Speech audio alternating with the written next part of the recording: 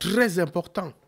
Nous tous là, lorsque nous voulons manger un vrai poulet, un poulet de qualité, on va chercher le poulet du village. Parce que le poulet du village a une chair solide.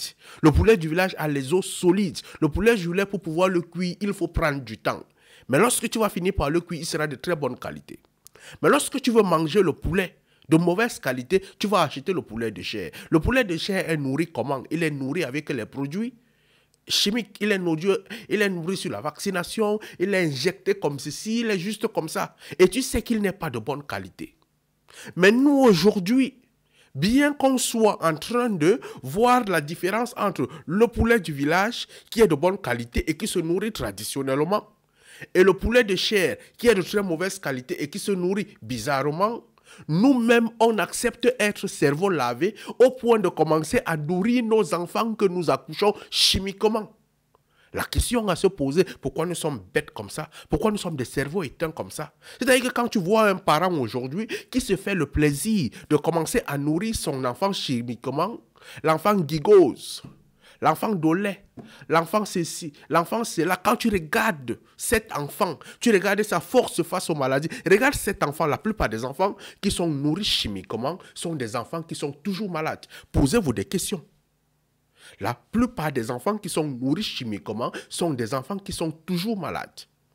Mais les enfants qui grandissent au village, les enfants qui mangent le saka sakao le kwem chaque matin, les enfants qui mangent le manioc et les prunes, les enfants qui dansent là, ils sont même dans la boue, ils sont des enfants qui sont largement solides. Ils ont des os très solides, ils résistent facilement à la maladie. Il y a dans les villages, il n'y a pas de clinique dans les villages, mais les gens vivent dans les villages pendant des années sans toutefois être malades. Mais nous, on est en ville, nourris chimiquement, éduqués chimiquement, contrôlés chimiquement. Ce sont ces enfants-là qui sont de permanence à l'hôpital. Posons-nous des questions. Est-ce que véritablement l'école nous donne la bonne éducation sur le suivi des êtres humains, sur le suivi de notre santé? Est-ce que les campagnes publicitaires vont dans le sens de pouvoir nous amener véritablement vers la sécurité de notre santé? Est-ce qu'il faudrait véritablement croire aux médias? Voilà des questions très importantes que les humains devraient se poser, mais ils ne se posent pas ces questions depuis des années parce qu'ils sont partis à l'école, on a installé des logiciels, on a installé des choses qui les font croire qu'on les éduque positivement. Mais non, on est en train de vous rendre consommateurs. Beaucoup vont à l'école pour devenir consommateurs.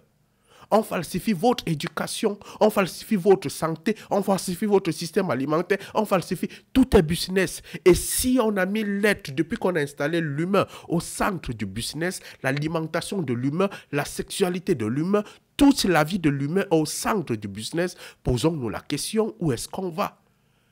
Regardez vos enfants. La nutrition de vos enfants est un problème. Nous-mêmes aujourd'hui, on commence à prendre du poids bêtement. On perd bêtement, on est suivi comme cela bêtement. Pourquoi? Parce que nous sommes des êtres chimiques, chimiquement consommés, chimiquement éduqués. Et à la fin, qu'est-ce qu'on est? Le jour qu'une mauvaise maladie vient, on fabrique une maladie, qu'on va vous dire que non, là maintenant on passe Koro Koro. Lorsqu'on dit qu'on envoie Koro Koro dans la circulation, on vous donne Koro Koro. Quand Koro Koro entre, les premiers à mourir, ce sont les gens qui ont été élevés chimiquement. Ceux qui sont dans les villages ne sont pas attaqués. Ceux qui sont nourris traditionnellement ne sont pas attaqués. Pourquoi? Posez-vous des questions. Posez-vous des bonnes questions. Voilà des choses qu'on ne peut jamais, vous ne pouvez jamais retrouver ça dans les médias. Vous ne pouvez jamais retrouver ça quelque part. Vous ne pouvez jamais retrouver ça dans les livres. C'est pour ça que je dis aux gens, lire des livres, c'est bien. Mais si quelqu'un écrit un livre qui est véritablement axé sur ce genre de choses, on va bannir ça, on va interdire de vente. Parce que ça éduque, ça éveille vos cerveaux. Et la meilleure façon de comprendre donc votre cerveau, c'est de vous remettre en question et de voir les faits réels de la société. Comment est-ce que ça fonctionne? Comment est-ce que les animaux évoluent? On ne peut pas être avec les enfants aujourd'hui toujours malades. Tu as des enfants à la maison, toujours malades. Toujours malades. Tu fais des enfants, tu pars, tu mets Vaxo. Tu finis de mettre Vaxo, on te dit que l'autre Vaxo, si c'est contre Grippo, tu prends pour Grippo, tu pars, tu achètes. Tu prends pour tel, tu pars, tu achètes. Après, tu te retrouves que ton enfant, tous les jours, il est malade. Tous les jours, il est malade. Quand on vient te conseiller, le médecin traditionnel vient te conseiller, il dit que, hey, pardon, allez loin avec vos choses du village là. Est-ce que le dosage est contrôlé? Est-ce que ceci est contrôlé? Mais quand tu manges la nourriture, c'est contrôlé.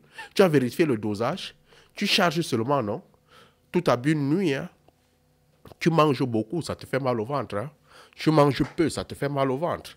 Donc, il te revient de contrôler tout.